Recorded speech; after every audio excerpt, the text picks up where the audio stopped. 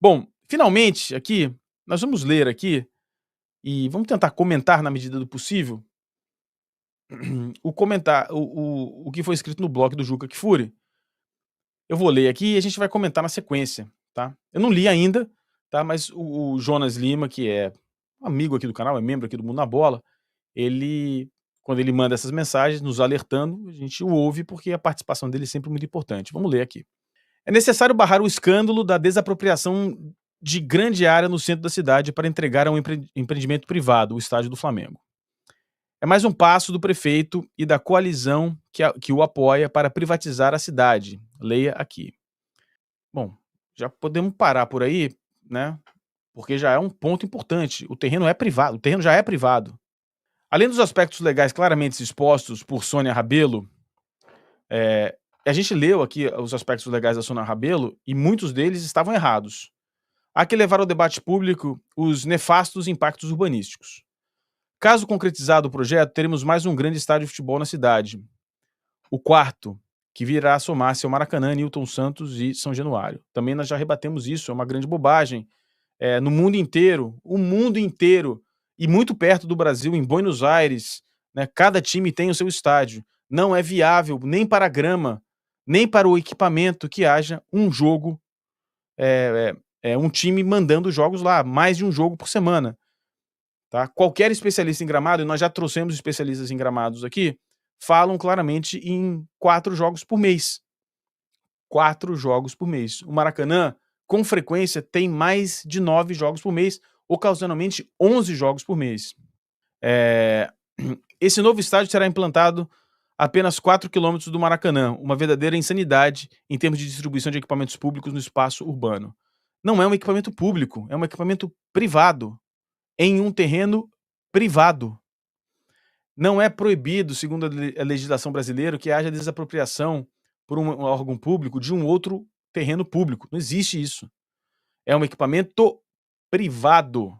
Tal proximidade implicará, de fato, na inviabilidade de eventos simultâneos nos dois espaços, como já acontece entre Maracanã e São Januário. Muito fraco, desculpa, né? Mas até agora, fraquíssimo o texto. Eu esqueci de dar, eu vou dar a referência aqui no final de quem o escreveu. Não é o Juca Kfouri, né? Ele republicou, ele reescreveu, publicou um texto de alguém. Verdadeira insanidade em espaços urbanos. Tal proximidade implicará, de fato, na inviabilidade, já li. Ademais, quando pensamos no uso efetivo de um estádio, nos damos conta que estamos reservando 90 mil metros quadrados no coração da cidade para serem usados no máximo 8 horas por semana. Na hipótese, isso é verdade. A isso o prefeito chama de revitalização do centro da cidade. O que ele talvez não tenha lido é que o edital obriga uma série de outras atividades, falando em ativação da fachada, 24 horas de funcionamento e etc. Diga-se de passagem. Outros usos, como residenciais, serviços viários, parques e jardins, ofereceriam um uso muito mais intenso e coletivo dessas enormes glebas no centro da cidade. Verdade, ele tem razão. Se não bastasse pela dimensão pretendida, teremos uma verdadeira barreira edificada, implementada no coração da cidade, com dramáticos impactos na mobilidade urbana, a menos que novos custos de investimento sejam feitos para reconfigurar a rede. Sim, está previsto no edital, como qualquer empreendimento teria. Como bem se destaca a Sônia Rabelo, onde está o plano urbanístico de que a implementação desse estádio seria a principal motivação? Verdade, também acho que está faltando, poderia ter. Onde os estudos de impacto ambiental e vizinhança têm que ser feitos para que o projeto seja aprovado, né? Você não faz um desconhecimento pueril também do processo de aprovação de projeto, né? Os estudos de impacto ambiental e vizinhança são feitos durante o processo de aprovação ambiental, que, dependendo do tamanho do empreendimento, acontece na secretaria do estado, não do município. Onde a justificativa para entregar um empreendedor privado área de tal dimensão? Simples, qualquer processo de desapropriação por asta pública não necessariamente é para uma finalidade pública, mas, lembrando, há um desconhecimento também. A operação urbana Porto Maravilha foi desenvolvida, criada e sustentada para desenvolvimento privado daquela região. Tá? Os terrenos que foram adquiridos pelo Fundo de Investimento Imobiliário estão ali para desenvolvimento privado, numa parceria público-privada. A entidade privada que ali opera tem uma obrigação social com a operação urbana. A área entregue ao Clube de Regatas do Flamengo em ônus. É bom lembrar também que, além do ônus da desapropriação, os custos de obras viárias e infraestrutura necessárias recairão sobre a prefeitura. Não é verdade. Isso é um desconhecimento também, um desconhecimento enorme, né? Não é. Cai sobre a entidade que vai aprovar o projeto viário. Isso é, sobre o fundo público, enquanto os benefícios eles serão privados. Mas não é verdade. Qual a necessidade disso? Será que as escolas de postos de saúde, será que o saneamento público não deveria ser prioridade para gasto da prefeitura? A prefeitura, teoricamente, não está gastando nada. Há que abrir o debate público e impedir que o prefeito se utilize de enorme simpatia popular pelo Flamengo. Carlos Weiner é economista, sociólogo, doutor em desenvolvimento econômico e social pela Universidade de Paris, Panteão Sorbonne, professor emérito da Universidade Federal do Rio de Janeiro, professor titular, colaborador do Instituto de Pesquisa e Planejamento Urbano e Regional. Inacreditável! É inacreditável que uma pessoa com esse currículo escreva uma defesa tão pobre para esse processo de desapropriação. E assim, diga-se de passagem,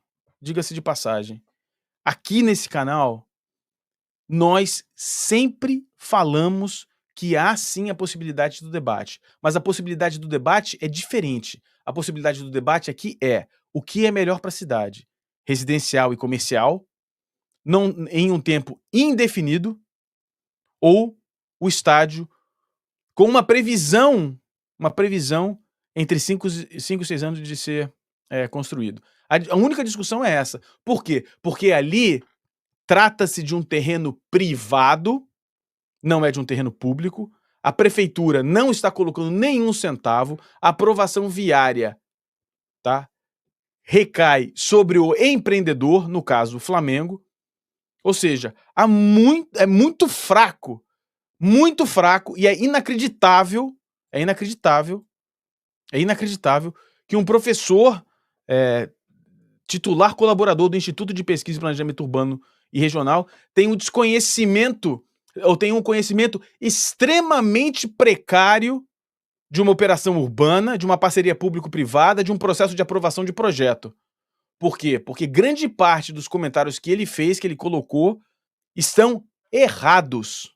Tanto quanto estava errado o texto que ele se refere da Sônia Rabelo, que nós comentamos aqui no canal, fizemos inclusive um corte, a Sônia Rabelo, que desconhece a propriedade do terreno, porque tratou no seu texto no Diário do Rio, tratou o terreno como um terreno público, e o terreno não é público.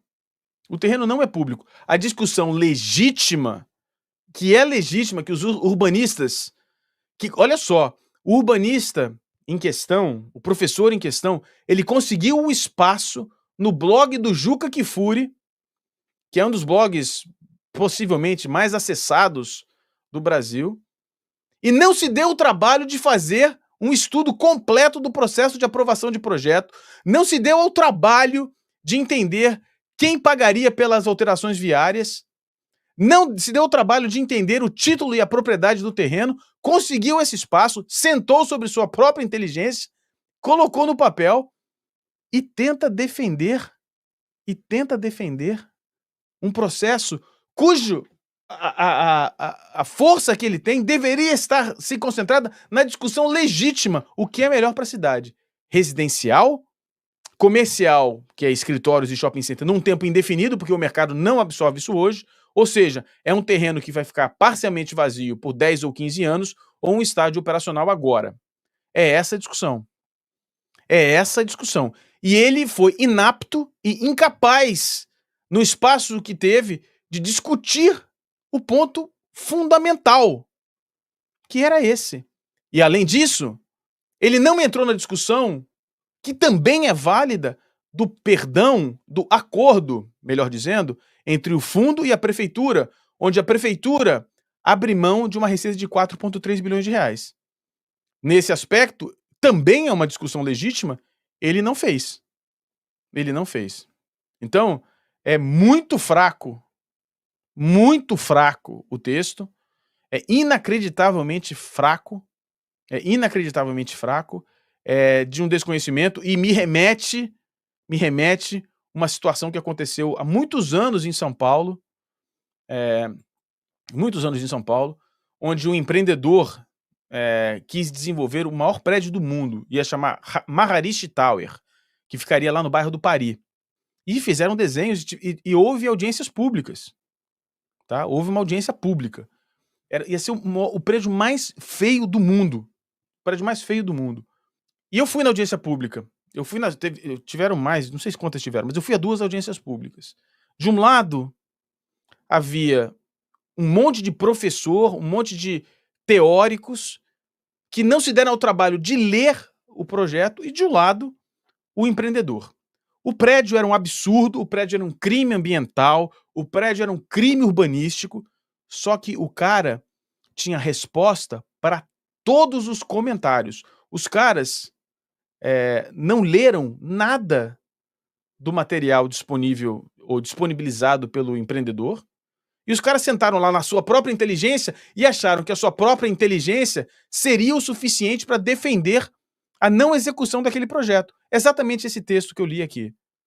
É uma pessoa que não se deu ao trabalho de estudar os detalhes específicos desse processo, não entende o processo da parceria público-privada, não se deteve à discussão legítima, ele tocou muito brevemente na discussão, que seria prédios residenciais, em um desenvolvimento que também seria privado.